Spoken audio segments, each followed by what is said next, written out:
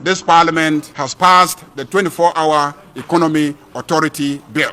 The promise to transform the economy, providing jobs for the millions of youth. Ghana has stabilized its economy and restored confidence. You should be going to Mokola now and be checking the price of tomatoes. Cost of living is going out of the roof.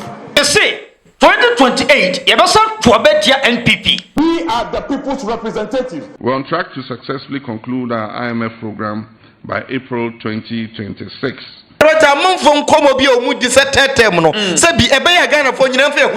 Kuafo no moda abani kokobot akuma super de ekoso no enya ade a yeni ji ho Yensomai fo nyina kwaba ebiom emra dwumade so finally 24-hour economy has started na nansen obapiem ewo oman Ghana mu a question na NPP any minority no ebisize excellency John Mahama ene na ban se 24-hour economy a womo shebo se womo betena konwa no so a womo de beba no ewo hemfa eno nanam so ama his excellency John Mahama ene na ban 2026 womo launch 24-hour economy na Parliament etimi approve and send be todwa no Ghana fo ni age Ghana fo e bose sanse adwuma e ba be buso ewo oman Ghana quick one ye be ram na fe no information bi e fracture babia no ye de ni nyina aguo e de ama ahefo ene o chi so no minority no e din komo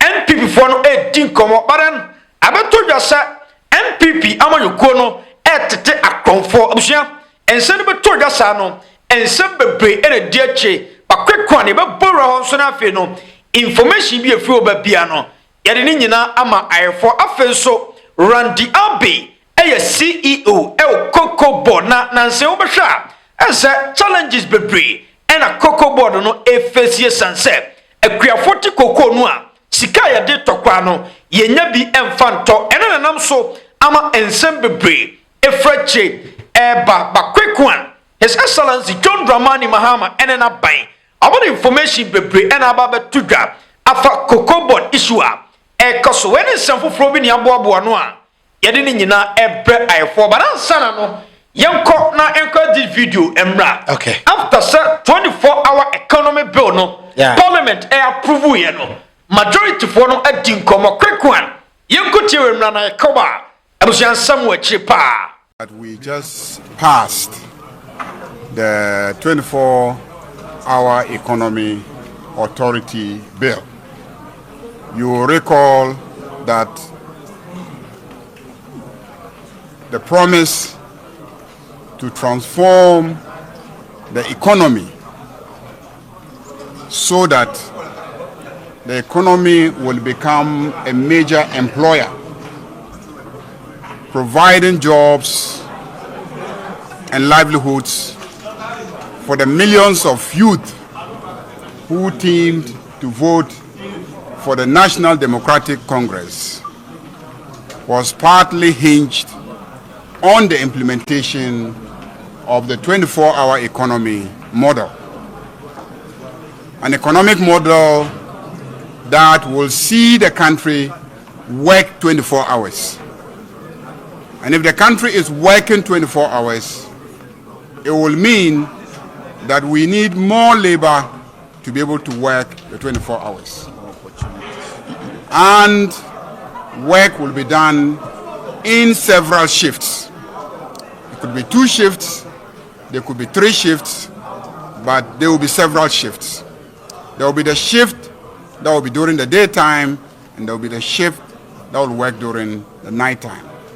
The idea behind it is to create jobs and opportunities for our youthful population, many of whom have graduated from universities, and because the economy has been bad for the past 8 years, jobs were not being created. Indeed, jobs were flying out of the country because the excess taxation that we saw, the financial crisis that we saw, the high inflation that we saw, the volatile currency situation that we saw, led to many factories opting to leave the country to go and relocate at places where there was better stability. And so many people were rendered unemployed. And you recall the implementation of the financial sector cleanup, which led to the collapse of financial institutions. Hundreds of thousands of people, directly and indirectly, lost their jobs. And we took over on the back of such an economic mess. And so unemployment is a major issue. And the National Democratic Congress admits that we have a problem of unemployment. Indeed, it is the reason why we were voted to take over the mantle of leadership of this country. We have taken steps to fix that. At the micro level, as you can see, we are dealing with all the fiscal issues that will stabilize the economy so that industry can prosper. When industry prospers, a lot of jobs will be created. We have injected capital into the financial sector. ADB, NIB, all the government banks have received major capital injection running into billions of Ghana cedis in order that we could breathe life back into the financial system of our country. And those financial institutions are going to make money available for the private sector.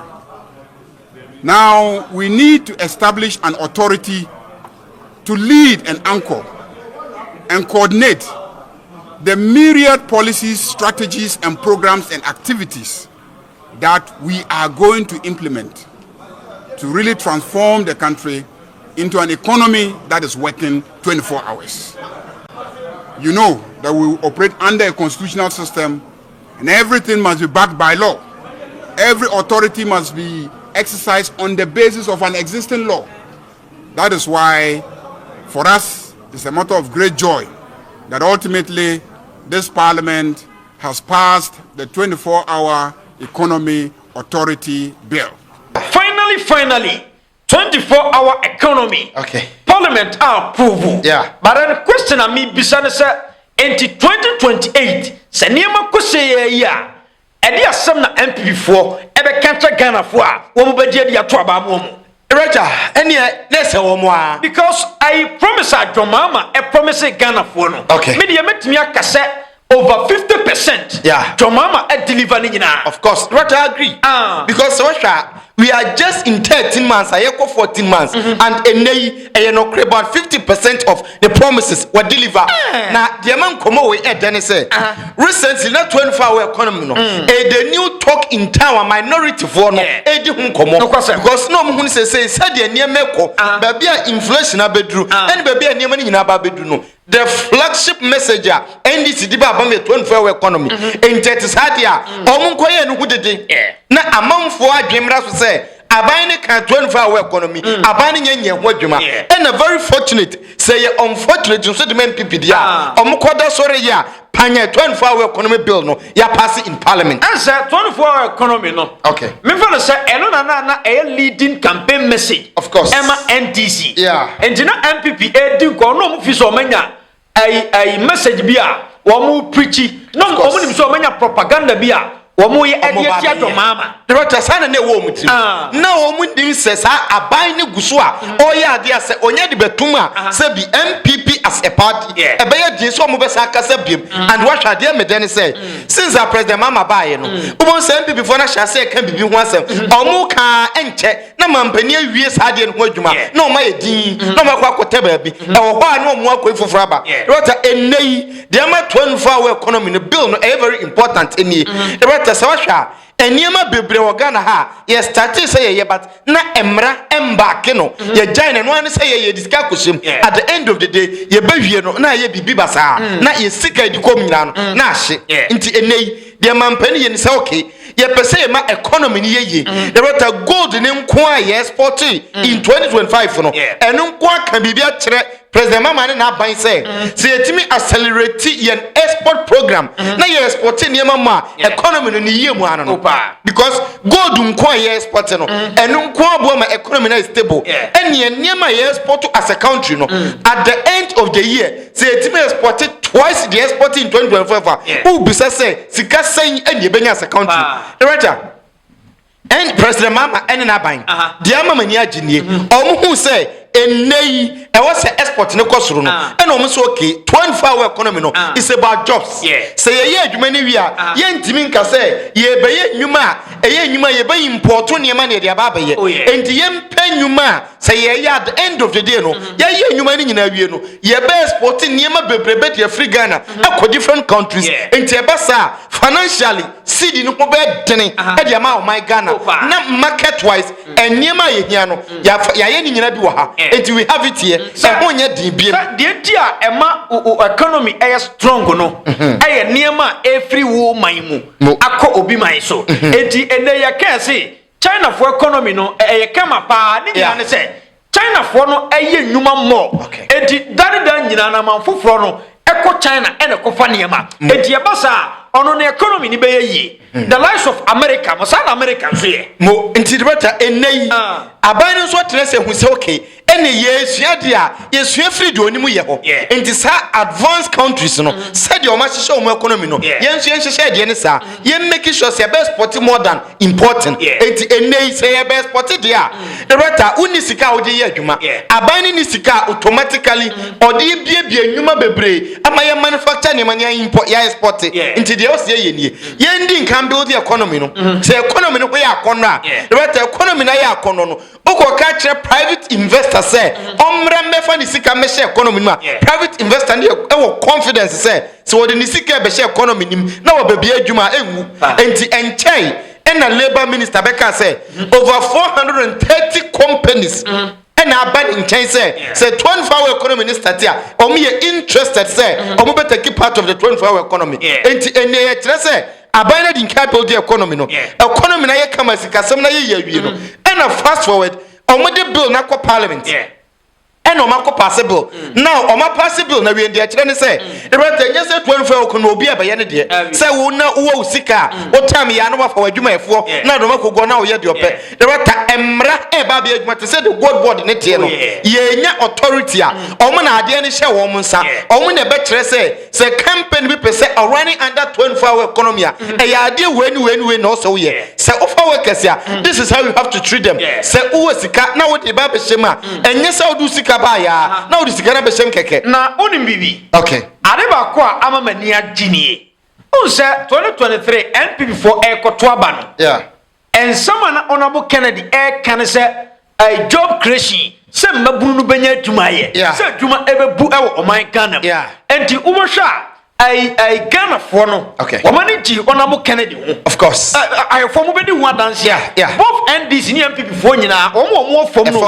ordinary Ghanaians no ordinary Ghanaians obi ani ji honorable Kennedy huni nyina say na o preach for jobs and 2024 His Excellency John Mahama areni awie 2025 will take it over and 2026 I say ye frame be 24-hour economy of course 24-hour economy no so no e ba be create jobs and this time no His Excellency John Mahama aye Ghana for akoma so ade e de ama ho right very simple because 24-hour economy jobs and e ba be create asem ni nyina no no and to obi abenya bia ye right very simple because washa say ye 24-hour economy to say the okay ya ebeta campaign bi obe na adwen say obie ana wabie dada but opese oye adwuma 24 hours ni nyina no obehia labor enforcement age say onya memfa ne say onya more workers ya omo be ye adwuma ma no enti say onya workers dia enya adwuma na de ba ai obedi hu adanse ai papa yo hai Lawson what the free advert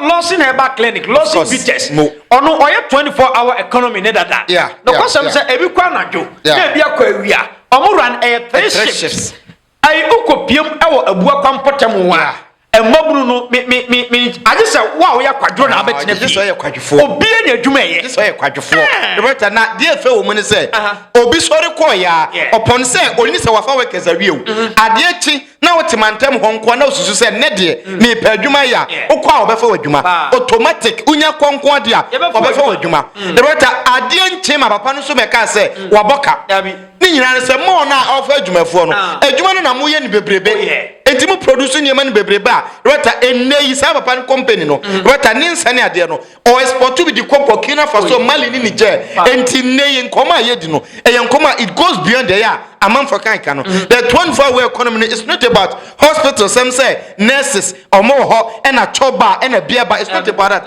at the end and say we are talking about manufacturing enti eban health side ya ebekwa ko for pharmaceutical industry no yem produce nuro enti nuro bebrebe a ye krafra monone ba enyo be hu China fo nuro eni nia fo nuro a amanfo dia be gu system nim na mrante ni maye gu so no omonnom this a enuro a empo se bi se ye pese ye use a the right ye beti ma companies no a produce no locally na ye hu se ampa we de ye ni twem bi adro ni ye papa na onim bibi okay me nso so no plan B.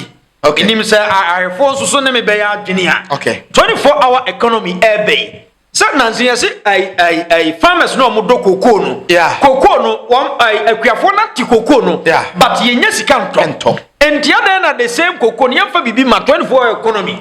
Yeah. Ye mie company bi a chocolate company. Yeah. A Milo company. Na Ghana yankase ye produce ya de. Say the cocoa board for ye. Good no more the benefit and Sani Akotono. Nani Kayai Milo ha. Edi koko no nya fe ne ye kwa akoton na mbroni se minisi ka me de to na fe no yesi akuafo no eti koko na wo mu nyobi amane nto enti ya yenyi koko no ha se yenkipi na ha yankase yenye yeti yenye ye Milo. Okay. And I with immediate effect emprem prayer yi wasam ya wakedreta e was at least say obi obabia obetimi aboa na enei authority na 24-hour economy nisha omunsa no omu benya this part of your video ya debata yema omunsaka because akuafo ni complaining koko ni wo ho sika ni why dey to because buyers are not ready to buy say aban be private person yen ton wo Ghana ha ya yen mie company no with immediate effect yen nane so ye hwia say de be milo a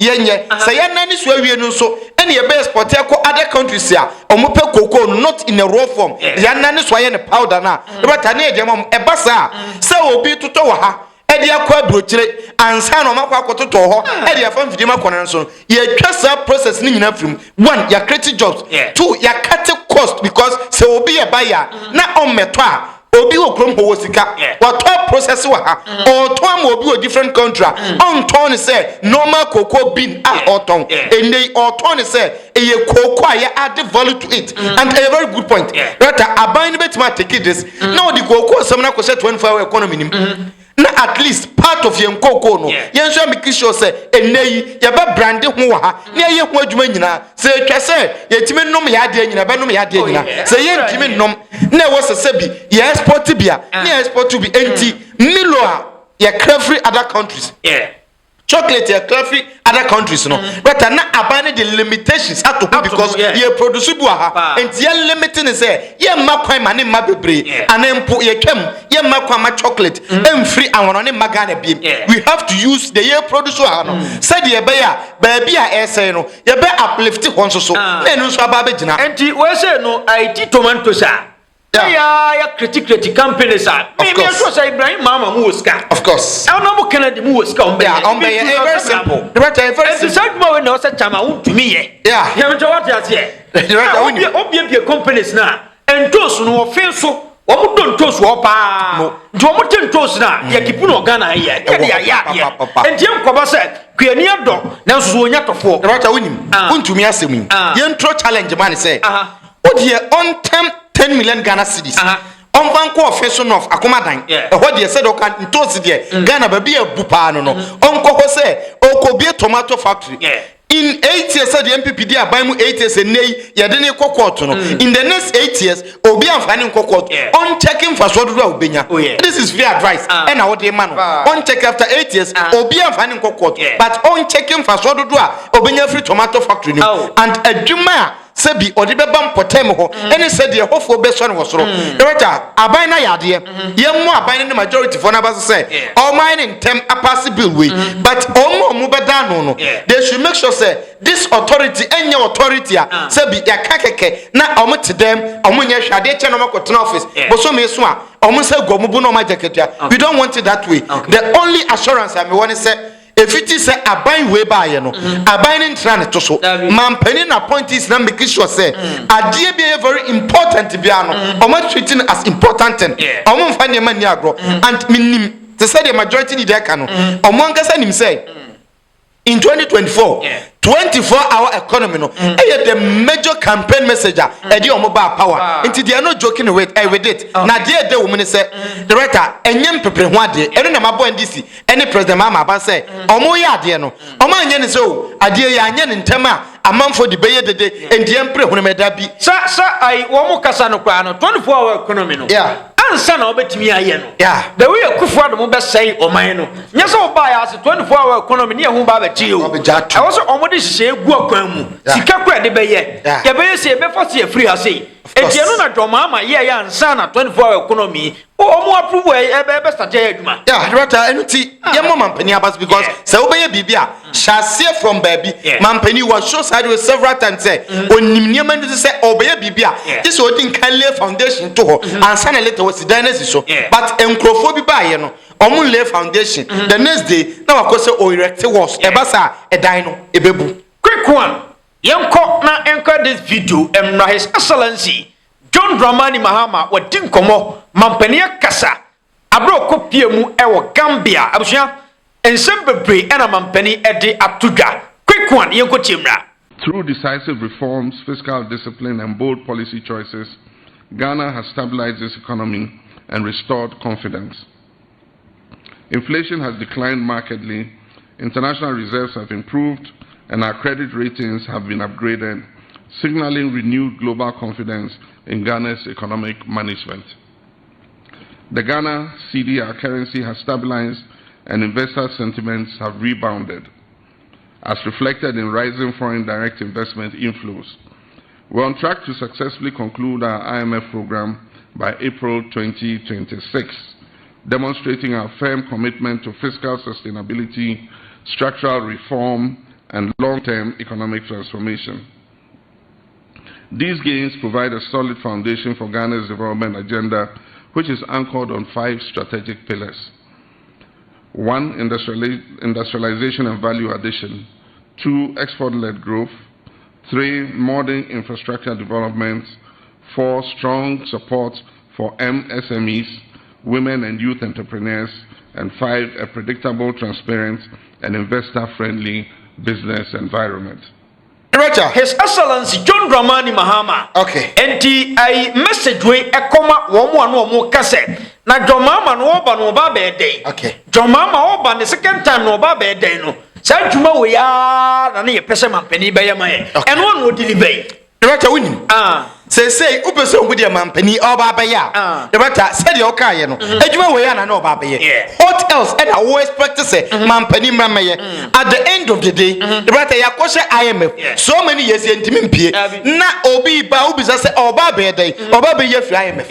It is very simple. Director mampani His Excellency John Mahama enei. Director monfo nkomo bi omu di se tetem no. Se bi ebe ya Ghana fo nyina mfa ehunyimo. Baby ade yi koyi the writer ye nyina ye mfa ye hunyim na tetem na nya dwuma da bi se mampani akasa the writer say nye ne pe mampani obedi president no na nya ne pe wu okwa adwuma as vice president edu anwumre na ye so ni in as president na ye ne pa na nya ne pe enti enei the same thing the ade yi koyi se be ko say ye ya the writer ye mma kwan ma obi foforo mes ade no mampani nkoma wodi unim se IMF nkoma na ye ni omadi ansa na president Mahama eba no na initially the agreement was that after 2028 edru honi itima miti omuniema omune ya poposu ni nyina ye miti a ansa na omune ye aka exit ehun asem na after that no ya prepare na ye free IMF nsem until 2028 ansa na ye be hyase any IMF fa ba be kase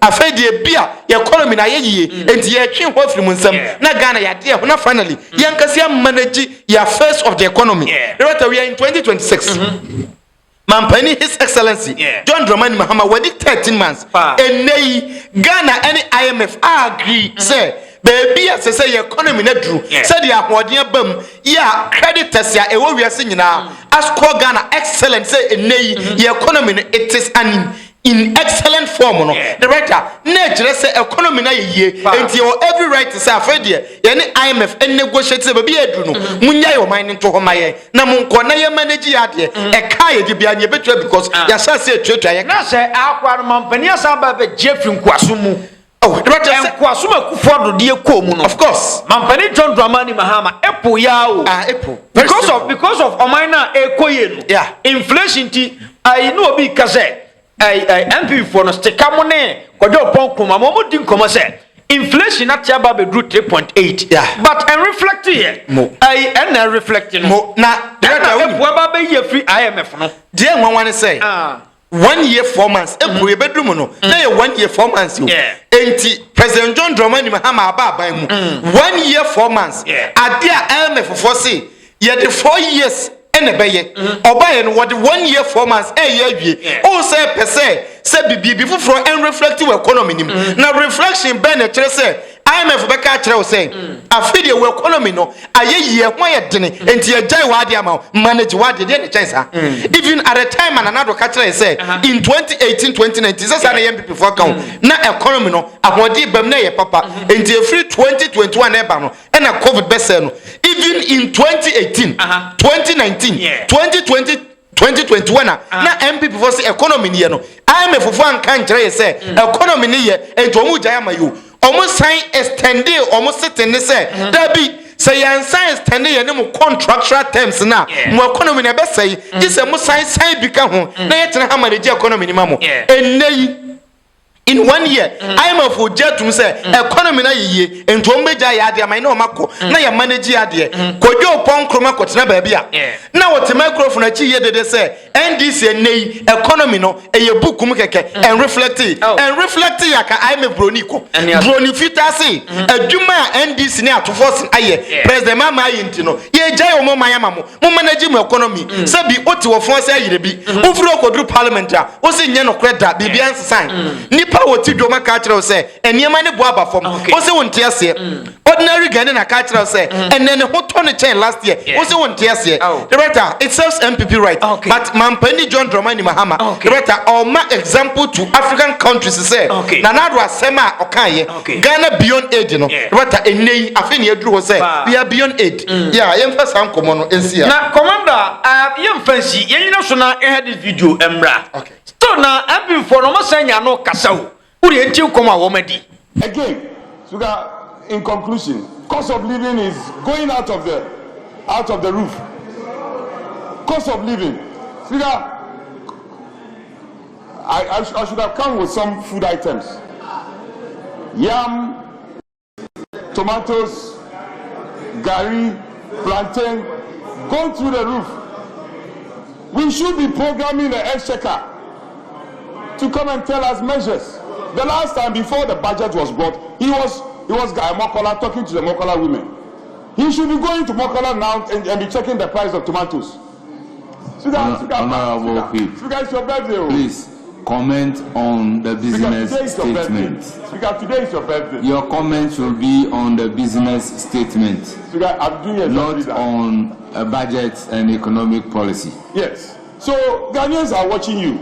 Before the budget, the minister was all over Gogloshi, Mokola, talking to the women.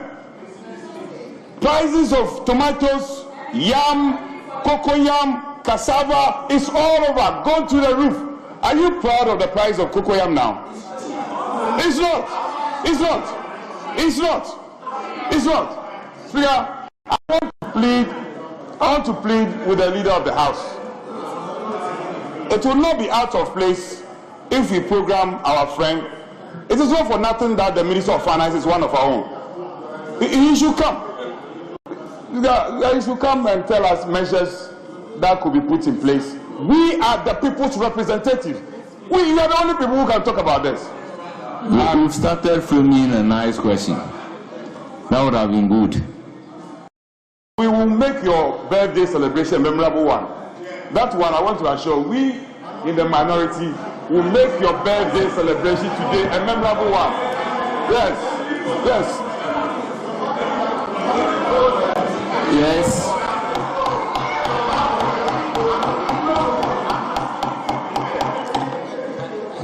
majority. I no don't pray. Yeah. Also cost of living high. The question say entosi boy day. Yeah. Mako boy day. Banche boy day. Bibia boy day. But me no be do one dance here say. Okay. Even I. Na na no kwa kufu ado pension no. Yeah.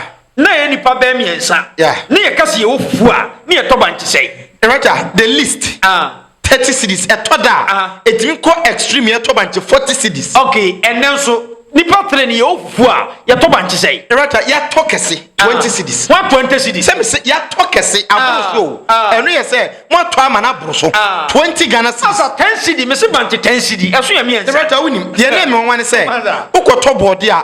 Board ya 20 Ghana cities. Ombe yi to amount. Oh yeah. But enei otimi to board ya 10 Ghana cities. Otimi to 5 Ghana cities. Now they about to go bunch so they ofufu. Now I mean. The right NPP for ne ya try say because of omo party no na ewa ban mu no. No mo bokro no nti no mo nkyere wo mo. We no akwa say NDC has forced NPP to play nonsense. Who say football go sir?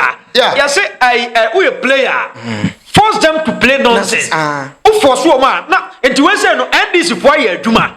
John Mahama aye adwuma. Of course. Ama NPP for no. Omo keka nkwasi asem. The right no correct because enei oni asem bi obeka because obi a sabi we are sane person bibia ekoye kama na one na obredidi in 2023 up to 2024 na enei one na da so obredidi but aduane na wudi onsisa na beka train say eniema ne bo no ekosoro compared to my demonstration but na ekrese sabi you are playing nonsense but obi a sabi we are member of parliament ya yenim say at least a toda bia mo be kan okrekakra because at least what in parliament for so many years when you dey open in politics entity biem and a wopa and twenty dollars sir the right NPP as a political party omunim very well say omo wa ban mu no na omo mre no madidi the right na omo mre na ye krono sika enti enne na ne salary no o tibia to aduane no eye ne ya ne ho kire no at the first no mo to aduane the right first na MPP for nti omo sika to aduane na ye krono sika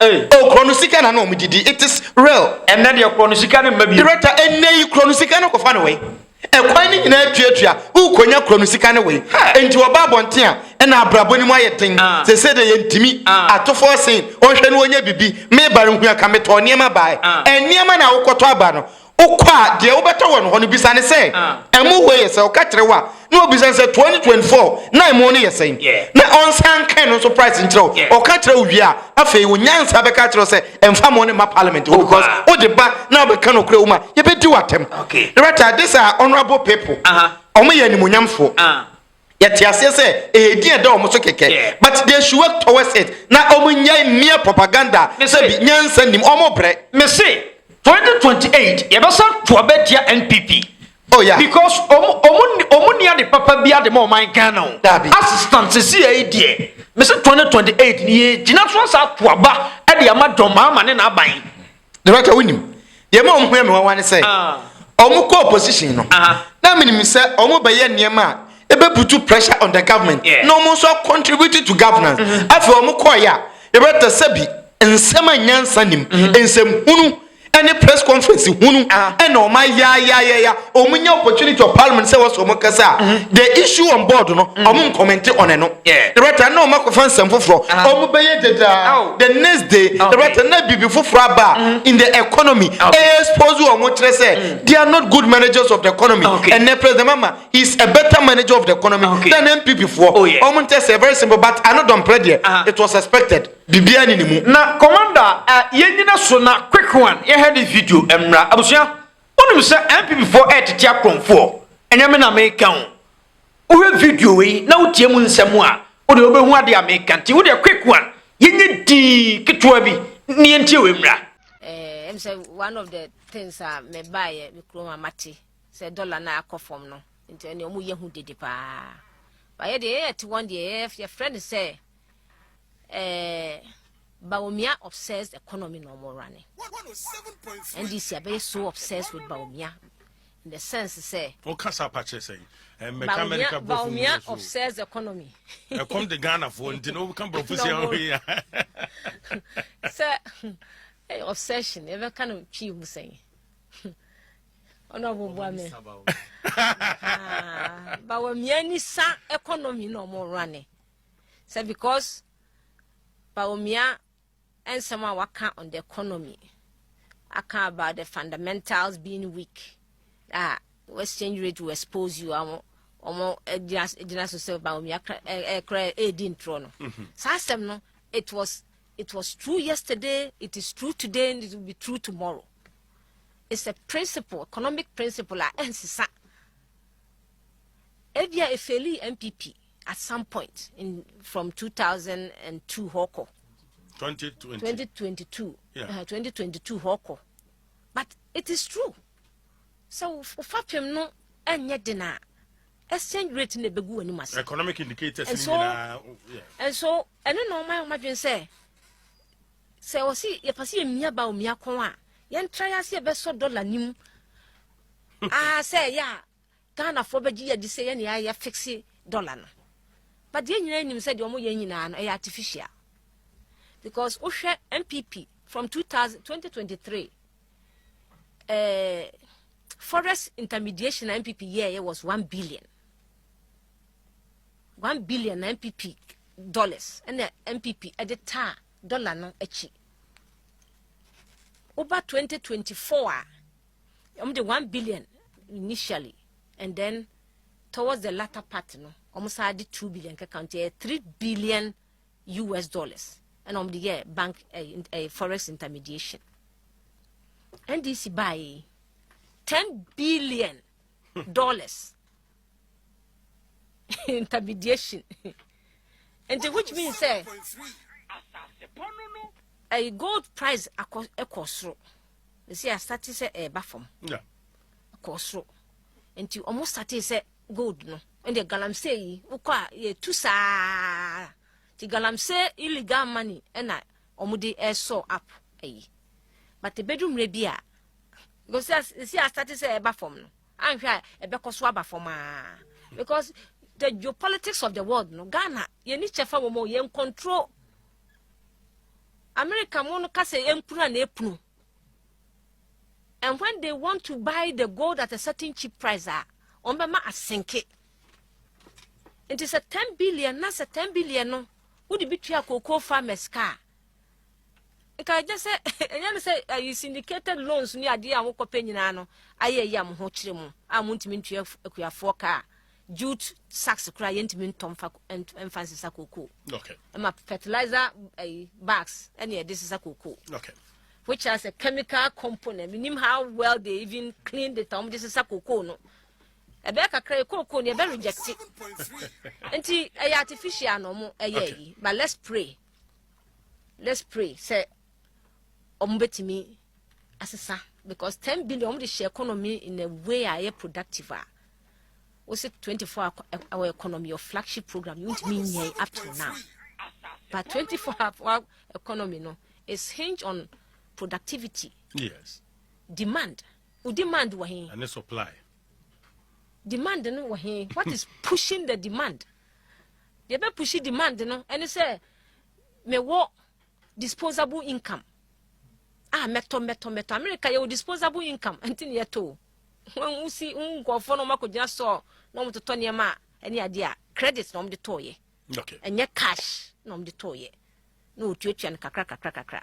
And so the solution to the 24-hour economy no the credit system about me I can't answer. Maybe some more cancer me tears ye day. And people were Jumai. I said wakasa but me who are 79 and me huniti. Who your person watching? Director winning. When MPP 40 you know. How much when they future MPP more. Of course. Director said that thing. Said yes Cecilia da Pamo. Ebe sanitation minister, gender ministry no omo no ho. Because in the future, some people in opportunity eba aban mu na ababa wey say satam ona so politics man. Oye gender minister. Obewie na no oka 24-hour economy. Yeah. 24-hour economy so na John Mahama. Parliament approve aye ba be yi. Director winning bibi. On that, the writer Eshawamutrimu say, Yen try bibia say, ye be create a foul play. Say a half an NDC etosini, yen create confusion, baby. Yen pass and baby fan to NDC so. But nin koma wedi, writer on Tibibia say, onim di oka. Na and someone know the keke. The writer, you know why? Okay, fine. My starting free home. Now ye may because I cocoa board, you know, cocoa board and Sembisha.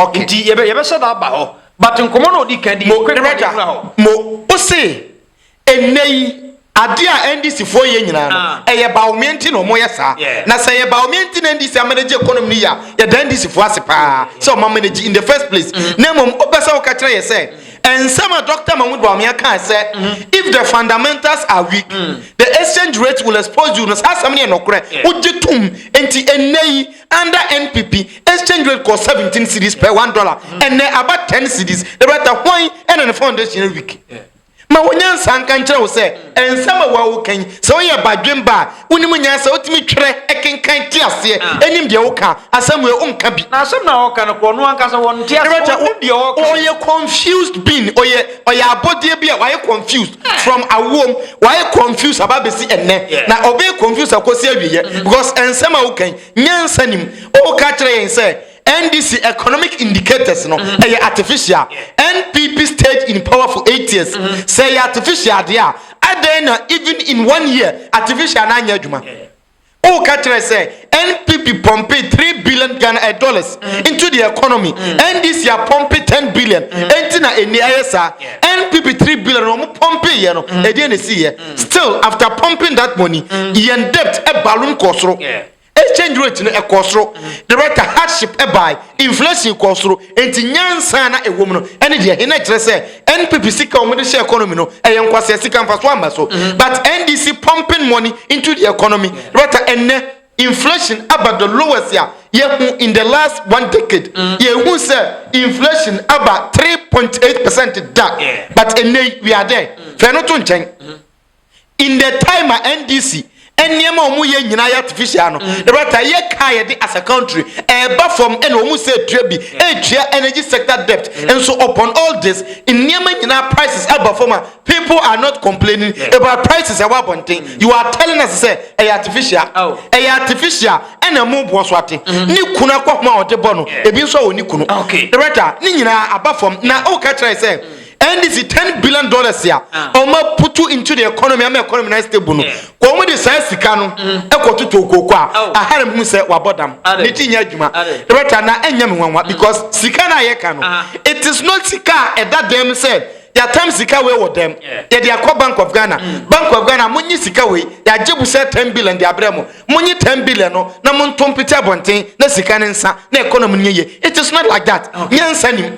Reta asem we ya chreche mu so many times. Actually people before say o mon tie say nyesa but mimblemu no. Madinka ka say oye a confused being on tinyema say obi e ka bi. Oye MPP ni opeso oye popular. Ono so beko no akwa kambi na yenyina we so na yentiensam a Randy Abbey ede atuga na Cocoa Board nsensem no abaye nsem bebre amanfo so na John Mahama wo ye aduma pa nenso akuafo nsemi kokofo nsemi akuafo ti kokoo no a wo munyo obi anu ato ebi so blame Randy Abbey se Randy Abbey omode na Cocoa Board no ade ne mfa enti NDC fo anhwe ya wo mbe ya de nyina but sa cocoa sector no wo be feli ama 2028 wo mahuna mane baran abusua wo de yentie we mra ne yakoba expose bi wo ho yakoba me se expose bi e wo ho de quick one yentie we mra kuafo no mo da aban ni Cocoa Board akuma super enti de ekoso no enya ade a yeniji ho na so na I was say you try near church modientia situation naba but also to say bibia edaya kuma so aban ne Cocoa Board ehwe say ni menimi ya no ye be enya solution na ye kuafo no omo atom tenti na meka say ye be sre ni say yesro mo ani die mu omonya abotre kakraman na ye behwe ni atrenetren nsem no nyina na de omo ato a yentu aka no omonsa be ko musika de a ewo ho nso a yento e no ye beto na asumdwe ni ntiase ni ahonto aba enti sre ne be sre fa mo so se omonya abotre kakraman na yani aban enhwe na yen siesie niama na yen sure say bibia be kama nti sra na be strom so munya abotre kakraman. We are able to service most of the rollovers, if not all. And so we had been preparing for a new funding model for 26-27. Unfortunately, the prices have come crashing. And so what is happening is that our cocoa at the current price is too expensive for the buyers. And it is the buyers who are financing the crop under this model. So you are selling your crop at 6,400 to them. And the crop is currently being traded for $4,000 or below $4,000. So why would they buy your crop? Because we pay the farmer $5,040. That's the farmer share, $5,040. And if you check, and I'm sure all of you do that on a daily basis, the crop is currently at 4,000.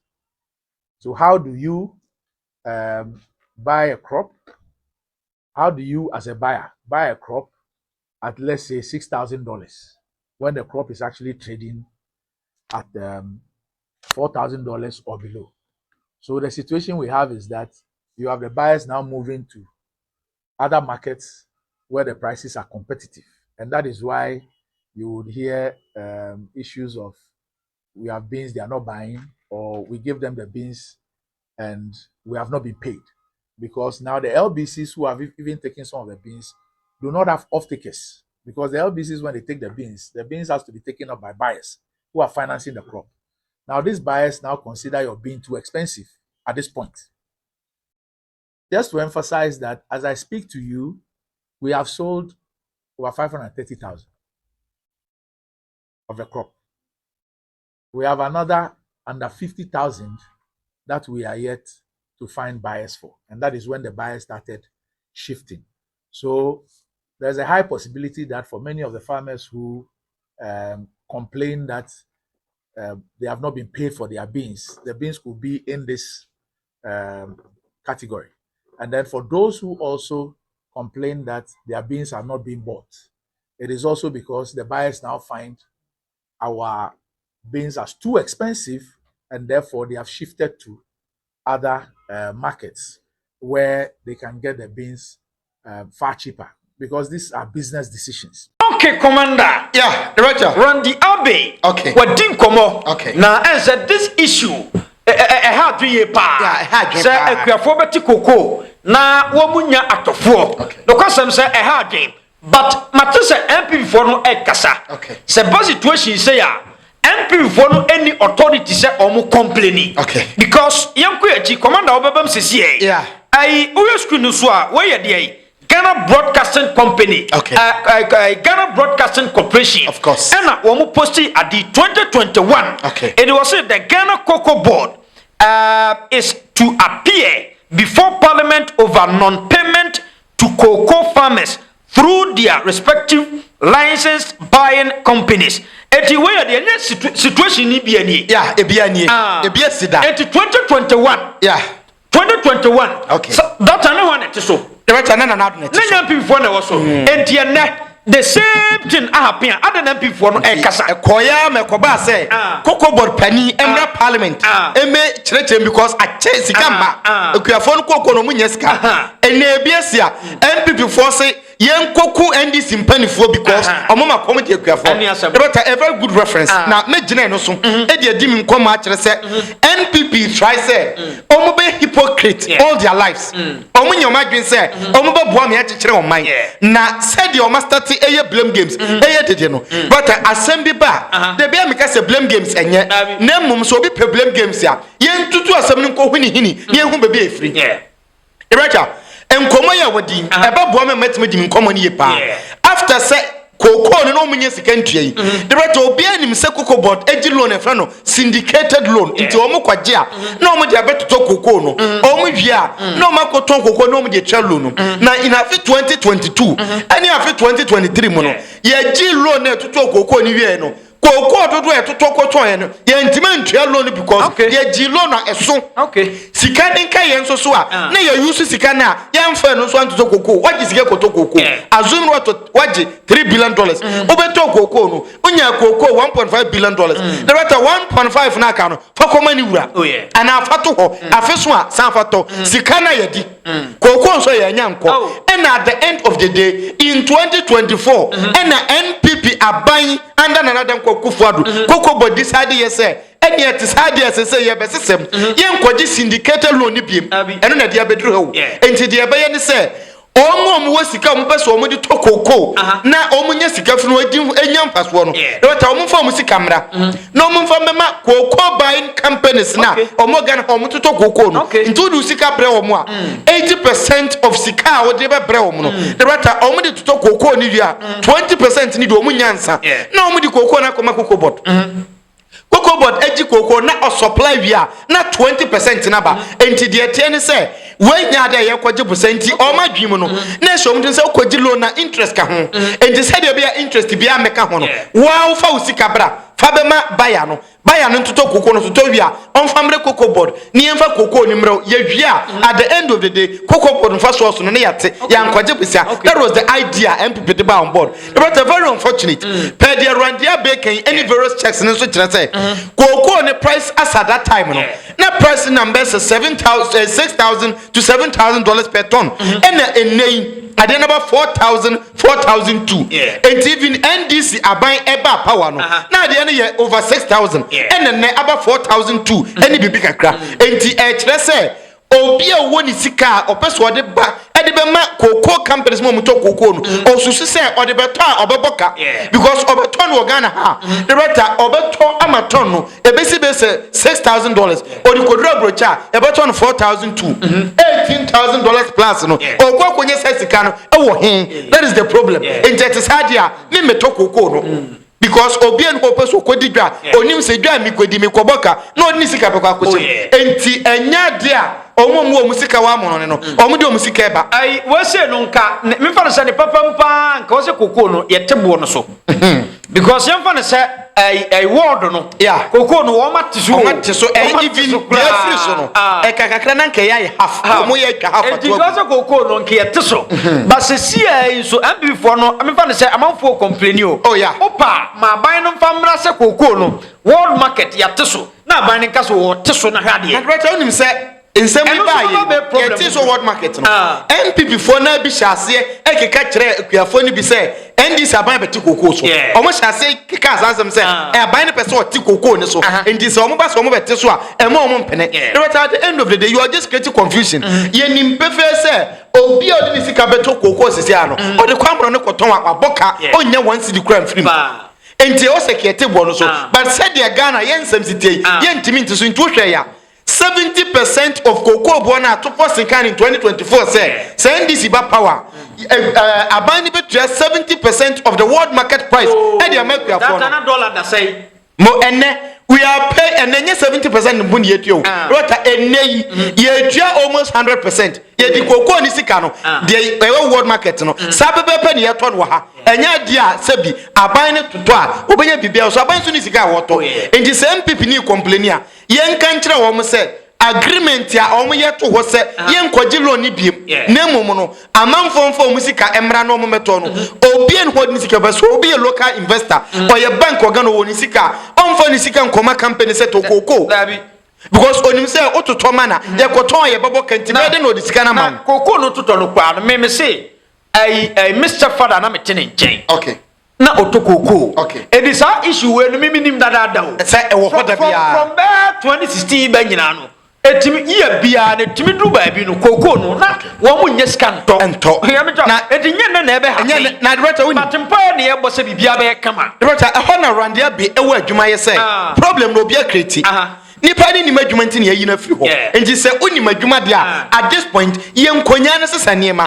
but the ebe ma obo say problem ni nya aban ni say Ghana koko nda bia na ka say omo smago kotogo ni Burkina ade na omo smago biem and the Ghana price no so ko ton koko Togo ni Burkina ni Cote d'Ivoire na o de basi di sima Ghana de ne koko ni boarding e chen o mo de no enti kuani ni sika ni ho but o de koko ni ko Togo na Cote d'Ivoire ko ton a onye 3600 no ntete sadia me ko ton ko gi 2009 ene me ko ton me de begu ho me de ma koko kra che ne se sika ba na watwa me kadreta enye sa enne me ka kyerw ka koko ni nyina ko masmogo ko but osmogo ko a sika no boko konya ho e kitua bi ensa nuru Ghana de no but as a result of exchange rate na seed na san akosoro no okoton wo French CFA ni mu a sefa na o de ba e kitua bi inti yammo sebi aban no yamman pressure say orandia be onye bibi they should sit up na omuntwa sa agreement na former Cocoa board boss ni ye na omun find ways and means eno so nti ne de randia be akọ enti issues ne beba omodia so be find ways and solve problem da bia me ka say say Oda sorry na bo dware kotena konyim as boss na bo pa anwumre na okofia obia betima yemampini obia betima CEO obia betima minister but the point is a challenging problem beba yeah problem no e go beyond the obia behu enti e basa one was odwene out of a box no dwene mane mro wadwem the better na create solution na solve ade ne free ho eno na kire say we a visionary person and unimadwuma enei randia the biggest tax ni the better on fan sign ho so when ti man fan sign ho say ono nso ye ordinary e was half field no and we need somebody a problem ne ba obetima solve the better mesre aban nso sika bi oba bia even with the 24-hour economy ya na wo kan ya the better aban nso moa na aban ne mpesika bi surplus money bi mfiri ba bi na yemfa mawura me claim free ho na yentom free bias na o mato o munye sika ntia na aban to kokko ni mfiri ho mo because your papa mo yakuafo di you there ya ne say we are getting to a new farming season akuafo shase e dom fofon breni nti obedo aba be shase aduane ma ti se bre kokko ni ho a woton ti se bre bibia ni ho beta abura o mutwa ye dodo na to mo de dada nti se bre na o mo akire o mo a o mo nya sikakuani bia no edru February eko May June any July e ho na o mo kire o mo pa nti at this moment aban should do something about it. Okay quick one ye de masi ye ko bare ne ye be so basiti ye akra mo nyina